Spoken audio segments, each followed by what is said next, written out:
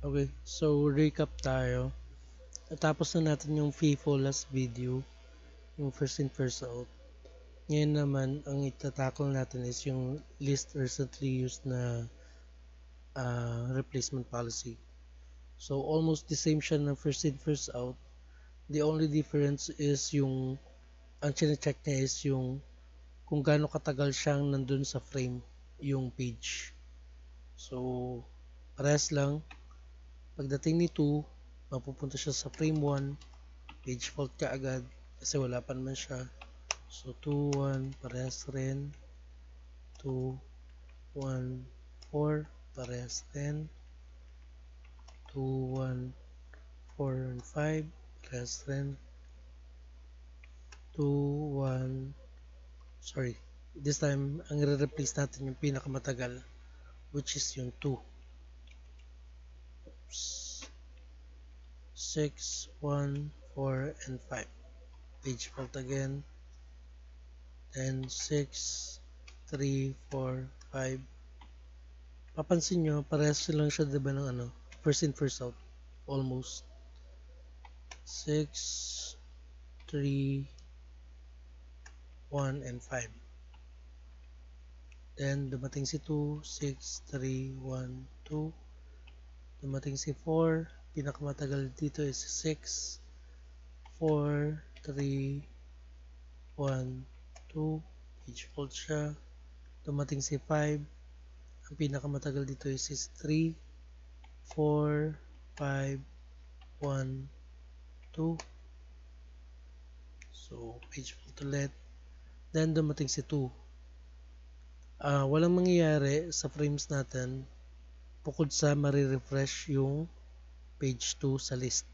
So, 4, 5, 1, 2. Ang ibig sabihin ng na-refresh is parang dyan ulit siya mag-i-start kasi bago lang siya nagamit. So, i-mark ko na lang siya as green para at least alam natin na dun yung starting point niya ulit. So, page hit siya kasi walang nag-change. So, hanapin natin dito, dumating si 6. So, wala siya dito sa may previous frame. So, may kailangan i-replace. Hanapin niya kung sino yung pinakamatagal. This time, ang pinakamatagal is si 1. So, 4, 5, 6, 2. Page fault. Then, si 3. Na. So, hanapin natin dito yung pinakamatagal. Si 4, may 4 frames siya. Si 5, tatlo. Si 6, isa. Si 2, dalawa. Dalawa lang kasi nag-restart siya dito. Okay? Yun yung pinagkaiba niya sa first in first out. So once na na-call siya ulit, tapos same lang rin naman siya, so page hit, tapos na-call siya, walang changes, ang mangyayari, marirefresh lang yung nandoon sa my frame. Yun na yung magiging starting point niya. So, 6, 4, 5, 6, 2. So, dito, ang papalitan is si 3. 5, 6, and 2. Page fault kasi nagkaroon ng replacement. So, si 3 ulit dumating. So, walang mangyayari. Page hit kasi bukod sa marirestart si 3 dito. Highlight ulit natin siya. Restart. Then, dumating si 4. Si 4, hanapin niya ngayon kung sino yung pinakamatagal na dun sa frame. Based dun sa current na frame, previous frame pala. So, ang pinakamatagal ay si 5.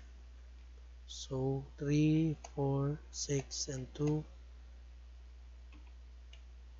May page fault siya. Then, dumating si 2. So, pero nandoon na siya sa previous frame. Walang mangyayari. Refresh lang. So, it's 2. So, highlight na lang natin. Ang total frame niya na page faults, ang total page faults niya is 13. Parehas lang siya dun sa FIFO o kanina. 13 lang rin. So, kung sino mas efficient sa kanila, wala. Parehas lang. Move naman tayo ngayon kay least frequently used. Ito na siya. Sa least frequently used naman is based sa frequency kung ilang beses na napunta sa frame yung page. Okay? Kung ilang beses siya napupunta dito, doon din yung parang kung sino yung papalitan. Kung mas konti siya, siya yung kailangang palitan. Okay? Try na natin para diretso na. So, may conditional formula to, count if, nilagyan ko na para hindi na tayo manual na mag-count. Okay? So, dumating si 2, parehas lang, 2, nag-count na siya. See? May 1 na kagad. Suppose si 2, 1, x. 2, 1, 4, x. 2, 1, 4, 5, x. Tapos, dumating si 6.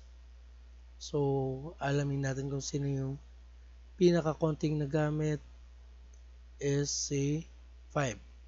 So, mangyayari, si 5 yung i-replace. 2, 1, 4, 6. Tapos, susunod dyan is dumating si 3. May page fault pala to, sorry. Dumating si 3, hanapin ulit natin kung sino yung least recently used. Mali pala to, hindi ko pala papalitan. Least frequently used. LFU. So, yun. Yun siya. So, ang hinahanap natin dito is kung sino yung pinaka-konting na gamit or napunta sa frame. Siya yung kailangan i-replace. So, dumating si 3. Si 3, ang beses na siya nagamit,